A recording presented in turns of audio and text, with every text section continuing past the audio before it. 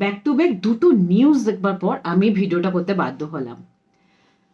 ট্রাম্পের ট্যারিফটা বাড়ানোর জন্য আমাদের ইন্ডিয়ার এক্সপোর্টাররা আগামী দিনে খুব প্রবলেম ফেস করবে, সেটা আমরা সবাই জানি।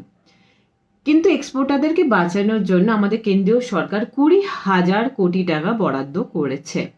এবার ট্রাম্পের যে ট্যারিফটা বেড়েছে সেটা কিন্তু ইন্ডিয়ার সমস্ত সেক্টরকে অ্যাফেক্ট করবে না, যেমন textile, engineering goods, James jewellery, এইগুলোকে ইম্প্যাক্ট করবে, কিন্তু আবার আইটি, ফার্মাসিউটিক্যাল এদেরকে ইম্প্যাক্ট করবে না। এবারে যে ইম্প্যাক্টেড সেক্টরগুলোকে যদি আমি কনসিডার করি, তাহলে তারা ইন্ডিয়ার জিডিপিতে শুধু 2% কন্ট্রিবিউট করে। তো এই সেক্টরগুলো যদি 2% কন্ট্রিবিউট করে থাকে, সেই হিসাবে 20,000 crore, মানে এটা হচ্ছে একটা বিগ অ্যামাউন্ট।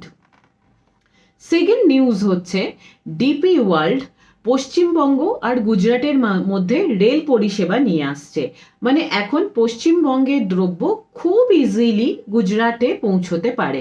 গুজরাট অলরেডি একটা গিফট সিটি রয়েছে, অলরেডি ইন্টারন্যাশনাল মার্কেটের সাথে কানেক্টেড রয়েছে। তো পশ্চিমবঙ্গবাসীর কাছে একটা বিশাল বড় সুযোগ যে তারা তাদের দ্রব্যটাকে ইন্টারন্যাশনাল মার্কেটে পৌঁছাতে পারবে, সেটা গুজরাটের থ্রু দিয়ে। তো এই দুটো নিউজ দেখবার পর একটা মেসেজ খুবই লাউড অ্যান্ড ক্লিয়ার, সেটা হচ্ছে যে কিছু সরকার আসে যারা চাকরি তৈরি করে, যে জন্য আমরা আমাদের জেনারেশন, আমাদের আগেকার জেনারেশনে আমরা অনেক সরকারি চাকরি দেখেছি তৈরি হতে।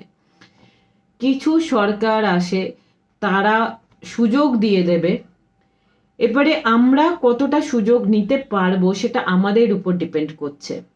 তারা চাকরি তৈরি করে দেবার পক্ষপাতিত্ব নয়। একটা বাংলায় প্রভাব আছে না, যে ভগবান যে ফুলে সন্তুষ্ট তাকে সেই ফুলেই পুজো করা উচিত। আমরা এইরকম একটা সরকারের কাছ থেকে যদি সরকারি চাকরির প্রত্যাশা করে থাকি, তাহলে আমরা ঠিক ভগবানকে ঠিক ফুলটা দিচ্ছি না।